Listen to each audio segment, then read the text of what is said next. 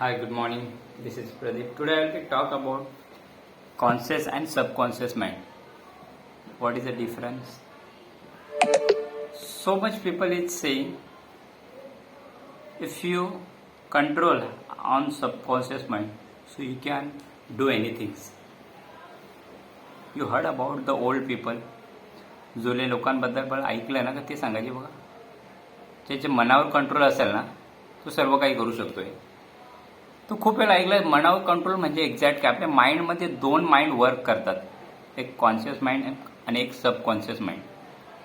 आता conscious mind आणि subconscious mind याच्यातला फरक आता समजून घेऊ. कॉन्शियस माइंड आणि सबकॉन्शियस माइंड काय. तर कॉन्शियस माइंड जे आता मी बोलतोय, जे ॲक्टिव्हिटीज करतोय, जे मला करायचं आहे, मला एक लाईफमध्ये गोल डिसाईड केला आहे, मला काय करायचं आहे. I want to select in MPSC UPSC level.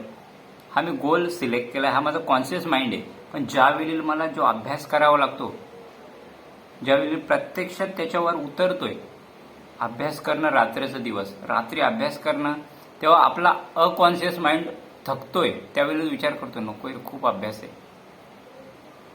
त्यावेळेला मन कुठेतरी थकतोय आणि तो रेस्ट घे, that is called unconscious mind. त्यावेळेला तुमचा अनकॉन्शियस माइंड जो विचार करतो ना, त्यावेळेला का आता रात UPSC MPSC सिलेक्ट व्हायचं आहे, तर 24 तासामधले आपले 18 तास त्यासाठी अभ्यासासाठी काढावं लागतात. मग 18 तास कसे, झोपणं कमी, सकाळपासून संध्याकाळपर्यंत 4 तासाचं प्लॅनिंग करणं, ह्या 4 तास अभ्यास करणं, पुन्हा 15-20 मिनिटं रेस्ट, पुन्हा 4 तास अभ्यास करणं, 15.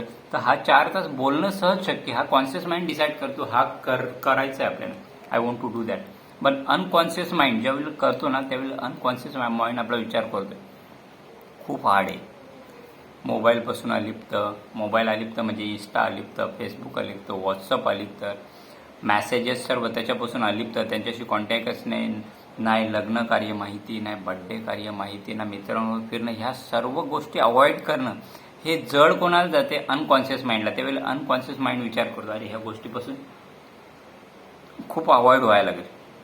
सो ह्या अवॉइड होणं, ज्या कंट्रोल करणं, त्यावेळेला आपला माइंड विचार करतोय, काय विचार करतोय का आता थकलो आता झोपावं. पण त्यावेळेला सबकॉन्शियस माइंड आहे ना, तो विचार करतो झोपावर, पण कॉन्शियस माइंड त्याला सांगतो no you have to do that.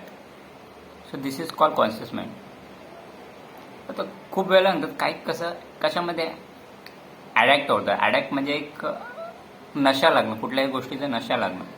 For example काही असो, सिगारेट, वेडी, तंबाखू, वॉट एव्हर, ज्या सवयी असतील ह्या कॉन्शियस माइंड सहज करतो, पण अनकॉन्शियस माइंड त्यांना कंट्रोल करू शकतो. कशा पद्धतीने अनकॉन्शियसला त्यासाठी प्रिपेअर्ड व्हायला लागेल.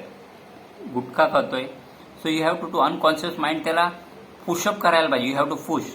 गुटखा खातोय, so you go in that areas which area there is so many patient is there that related, त्या रिलेटेड खूप सारे पेशंट्स आहेत ते बघ हॉस्पिटलमध्ये. गुटख्याने काय होतोय, कॅन्सर होतोय, गुटख्याने जे आपले जबडे काय काय चिरले जातात, ते त्याला दाखवणं, हे अनकॉन्शियस माइंडनी केलं ना, तो ऑटोमॅटिकली त्या डेडॅक्सपासून म्हणजे त्या नशापासून दूर होऊ शकतो. पिल्याने काय होतं, दारू पिल्याने काय होतं. सो हा कॉन्शियस माइंड सहज पितो. पण पिणं म्हणजे काय, एक सवय नाही त्याची, तो काही क्षणिक एन्जॉय असतो त्याचा, एक थोडी तो पितो म्हणजे दारू पितो असं नाही, एक मजा घेण्यासाठी थोडी पिल्यानंतर थोडं माइंडमध्ये दुसरी हालचाल होते, त्या हालचाली रोज त्याला आवडतात.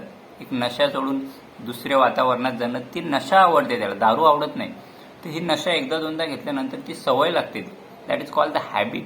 Because if you follow 2-3 days any activities, so after that you get the habit. त्यानंतर तुमची ती सवय पडली जाते. तर ह्या सवयी अवॉइड करायची असेल तर तुमचं सबकॉन्शियस माइंडवर काम झालं पाहिजे. Subconscious mind. So for example I give the example, तुम्ही जिम करता, एक्सरसाइज करता, एक्सरसाइज केल्यानंतर काय एक्सरसाइज करता, पुशअप करता 1 2 3 4 5. जेव्हा जिमला जातो त्यावेळेला पुशअप मारतो का डंबेस मारतो 1 2 3 4 5 6 10 मारतोय, 10 नंतर 20